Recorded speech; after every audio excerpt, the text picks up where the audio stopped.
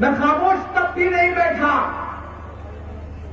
जब जौहर यूनिवर्सिटी को परेशान करने की साजिश की जा रही थी, जब मेरे सियासी इख्तिलाफात होने के बावजूद जब मैंने देखा कि आजम साहब पर जुल्म किया जा रहा है और उनकी पार्टी के सियासी रहनुमा जिनको आजम खान ने सियासत में जमीन से उठा करके आसमान पर बिठाया, उन्होंने अपने होठ से लिए हैं।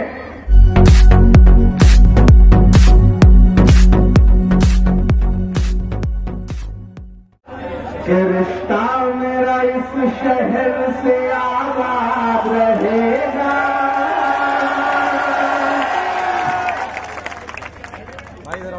असद साहब ने भी जिक्र किया, अहमद ने भी जिक्र किया, कई ताकतें थी तो चाहती थी कि प्रोग्राम न हो सके, मैं आपसे मुखातिब न हो सकूं, और इसके लिए जो साजिशें की गई हैं वो तमाम चेहरे मेरी आंखों में हैं।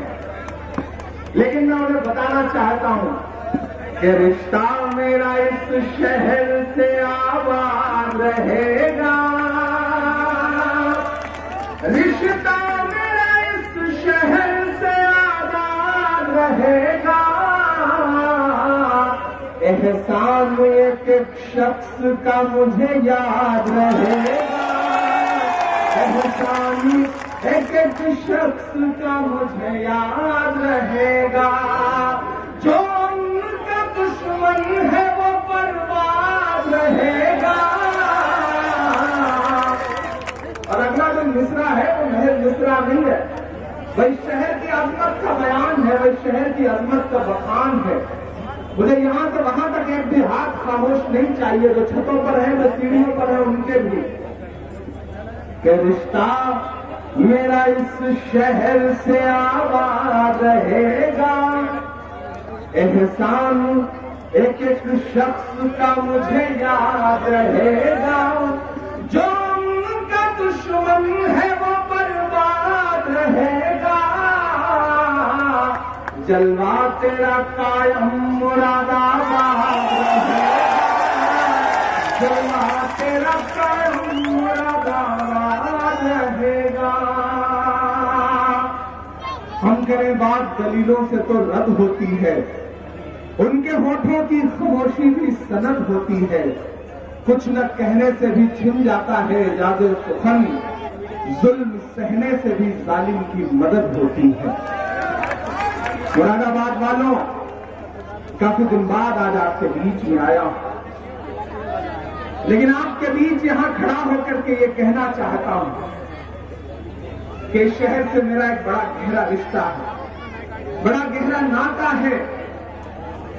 मैंने जब सियासत में आने का सोचा तो सबसे पहले इस शहर को चुना मैंने, शहर से मैंने सियासी जिंदगी में इंटर किया, और इस शहर ने जो मोहब्बतें दी, वोट भले ही मुझे नहीं दिया, लेकिन जो मुझे मोहब्बतें दी हैं वो एक एक मोहब्बत मुझे याद है।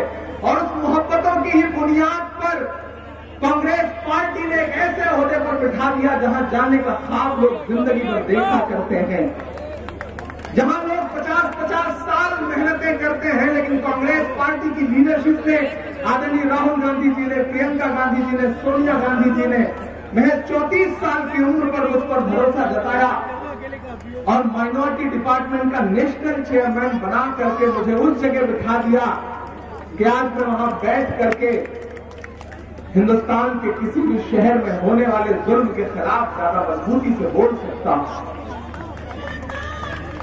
हालांकि जब मैं आपके बीच इस शहर में आया था चुनाव लड़ने के लिए, हालांकि आज मैं आपसे बहुत ज्यादा सियासी बातें करने नहीं आया। आज तो मैं चेयरमैन बनने के बाद आपको एक बात बताऊं कि मैंने चेयरमैन बनने के बाद आज तक मैं अपने जिले में नहीं गया हूं, मैं प्रतापगढ़ नहीं गया। मैंने अहद किया था कि मैं पहले मुरादाबाद जाऊंगा, उसके बाद जहां पैदा हुआ तो वहां जाऊंगा। मैं आज आया और आज जो मोहब्बतें इस शहर ने मुझे दी हैं, आज जो सड़कों पर हुजूम था, जो मोहब्बतों के फूल बरसे हैं, जो माओं ने, बहनों ने, भाइयों ने दुआएं दी हैं, वो दुआएं ये बता रही हैं कि आपने भले ही किसी बरगलाने पर, किसी के बहकावे में आकर के मुझे वोट न दिया हो, लेकिन आप मुझसे मोहब्बत तो बहुत करते हैं, इसमें कोई दो राय नहीं है। मैं उसे मोहब्बत का कर्ज अदा करने आया हूं।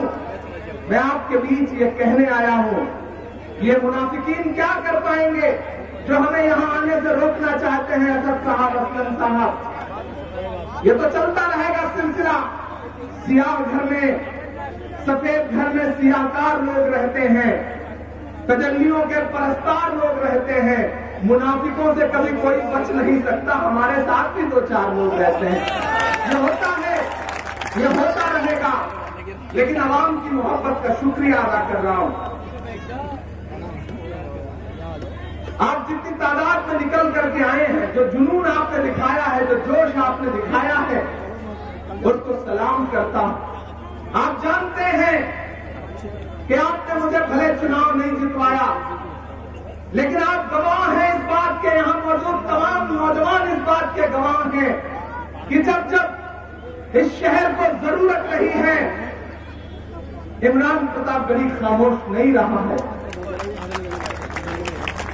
जब करूला में मास्क न लगाने के नाम पर किसी को पीटा जा रहा था, किसी बहन के साथ बदतमीजी की जा रही थी, तो मैं दिल्ली में बैठा था। मुझे जब पता चला तो मुझे हैरत हुई कि जिस मुरादाबाद में कई सियासी रहनुमा रहते हैं, वहां प्रशासन इस तरह से जाति पर उतर आए कि बहनों पर थप्पड़ बरसे, रिवाल्वर निकल आए। मैंने वहां बैठ करके भी आवाज उठाई थी और आला अफसरान का शुक्रिया कि उन्होंने इस आवाज को नोटिस लिया था और ऐसे अधिकारियों पर कार्रवाई करके उन्हें सस्पेंड किया था। मैं खामोश नहीं बैठा था। मैं खामोश तब भी नहीं बैठा जब जौहर यूनिवर्सिटी को परेशान करने की साजिश की जा रही थी, जब मेरे सियासी इख्तिलाफात होने के बावजूद जब मैंने देखा कि आजम साहब पर जुल्म किया जा रहा है और उनकी पार्टी के सियासी रहनुमा, जिनको आजम खान ने सियासत में जमीन से उठा करके आसमान पर बिठाया, उन्होंने अपने होठ सिल लिए हैं, तब मैंने एक दिन गाड़ी उठाई और मैं सीधे पहुंचा था रामपुर। मैं मिला था आजम साहब की अहलिया से, उनके गम में शामिल हुआ था। मैं गया था जौहर यूनिवर्सिटी और मुझे इस बात का फख्र है कि जब मैं लौट के गया तो मुझे लगा था कि सियासी पार्टी अलग होने की वजह से मेरी पार्टी ये कहेगी कि आप दूसरे दल के नेता की हिमायत में खड़े होने क्यों चले गए। लेकिन मुझे फख्र है प्रियंका गांधी जी पर। प्रियंका गांधी जी ने मुझे बुला के कहा था कि इमरान, मुझे अच्छा लगा कि तुम आजम खान की हिमायत में जाके खड़े हुए। प्रियंका जी ने मुझसे उस वक्त ये कहा था।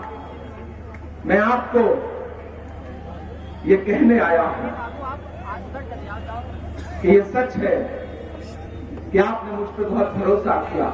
जब मैं चुनाव में आया था, ये वही मैदान है, यहां तमाम डाइस पे बैठे हुए लोग गवाह हैं, ये वही मैदान है जहां बात करते करते मेरे आंसू निकल आए थे। ये वही मैदान है, याद है आपको ना? लोग मुझसे कहते हैं मुरादाबाद से आपका क्या रिश्ता है, खून का रिश्ता है? तो मैं कहता हूं नहीं, मुरादाबाद से मेरा खून का रिश्ता नहीं है, मुरादाबाद से मेरा आंसुओं का रिश्ता है। और मेरा मानना है कि खून के रिश्ते से भी बड़ा आंसू का रिश्ता होता है। इसी मैदान पर, इसी जगह पर मेरे आंसू गिरे थे और आपने उस आंसू को अपने दामन में समेटा था। वो अलग बात है कि मेंबरों से ऐलान हो गया किसी सुबह और आप किसी और झांसे में आ गए। लेकिन मुझे एक बात बताओ मुरादाबाद वालों, कि आप जिस झांसे में आए थे, जिन मेंबरों से ऐलान हुआ था और आपने किसी और को चिता दिया था, मैं उन उलेमा हजरात से भी यहां खड़ा होकर के आज बड़ी आजिज़ी से कहना चाहता हूं कि मुझे बताइए कि आपने जिनको अपनी वोट की ताकत देकर के देश की सबसे बड़ी पंचायत में पहुंचा दिया, जब आपके अकाबरीन को एजेंसियों के जरिए चुनावी माहौल बनाने के लिए उठाया जा रहा है, तो उनकी आवाज निकल रही है? नहीं निकल रही है। लेकिन इमरान प्रतापगढ़ी चुप नहीं है। मैं बोल रहा हूं, मैं इसलिए जिंदा हूं कि मैं बोल रहा हूं। दुनिया किसी गूंगे की कहानी नहीं लिखती। मुरादाबाद वालों, मैं 2019 में यहां से चुनाव हार के गया। मैं यहां खड़ा होकर अलग ऐलान, मेरे सामने जामा मस्जिद की मीनारें हैं, मैं इन मीनारों को गवाह बना करके ये कहता हूं कि 2019 से आज तक एक भी लम्हा ऐसा नहीं गुजरा होगा जो मैंने आपकी फिक्र के बगैर गुजारा हो। मैंने आपकी फिक्र की है।